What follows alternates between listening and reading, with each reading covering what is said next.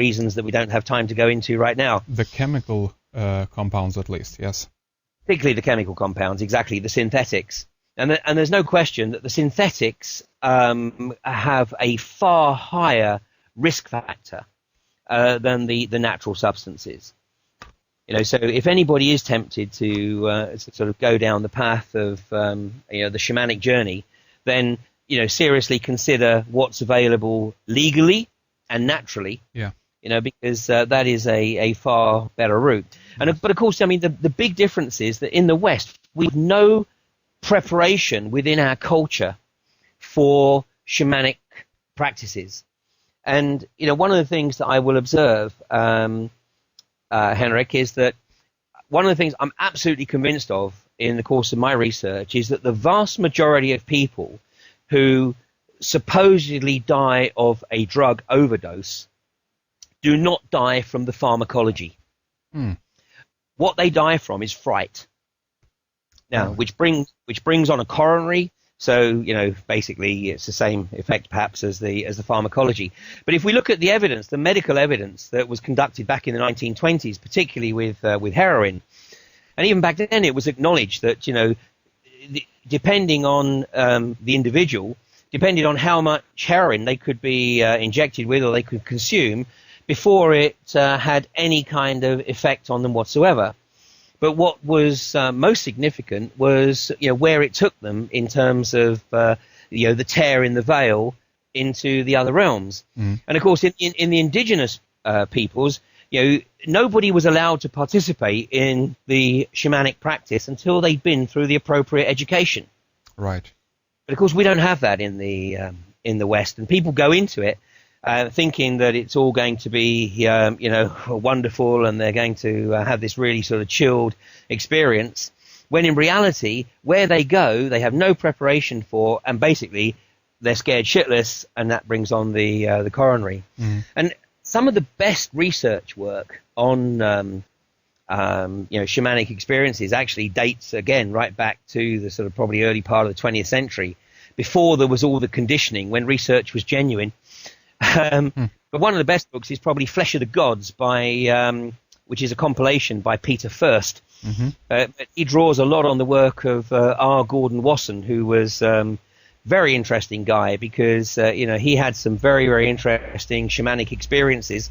But in later life, he actually came to be the chairman, I think it was, of the Morgan Stanley Bank. So there was an interesting journey. But for anybody that really wants to have a look at the real dangers, current dangers of chemical drug abuse, there's one book that I very highly recommend. It's called In Place of the Self, and the subtitle is How Drugs Work, and it's written by a guy called Ron Dunselman, which is spelled Dunselman, and he worked with the Dutch drug agency or drug support agency, Jelinek. And this was research done over some 20 odd years or so. But in that, he looks at the really negative potentials of journeying into the shamanic realms without the appropriate preparation. And I think one of your previous speakers or interviewees touched on this, because one of the results would seem to be that we open up the pathway for disincarnate entities to actually start to interfere with our physical experience. Yes. And obviously that can be a rather disconcerting experience, to say the least. Absolutely, and it's very interesting as well. I've been kind of looking into that. I think it's definitely a real possibility. I mean, and I believe that this can happen with all kinds of drugs. I've always had this idea with alcohol, at least, that absolutely, when some people really black out, there's something else that's coming into that body and taking over the processes. And in many cases, it's an evil bastard too. Well, you're absolutely right. And let me share something with you here. This was some research that I was involved in some time ago. With the alcohol experience, again, you have a situation, particularly with people who drink quite heavily regularly. and interesting enough, in some cases, what you find is that instead of their tolerance increasing, their tolerance decreases. And what tends to happen is when they go to the blackout, they sort of look as though they're starting to sort of drop off to sleep. They look as though they're starting to fade out. But then all of a sudden they bounce back and it's like, well, hello there, I'm ready to party. Yet the following day, they have no recollection of that at all. Yeah. And the hypothesis that we came up with, funnily enough, you'll never see this in any academic work, because most of the people involved in this needed to look after their funding. Yep. So I won't divulge any of the players who were involved here.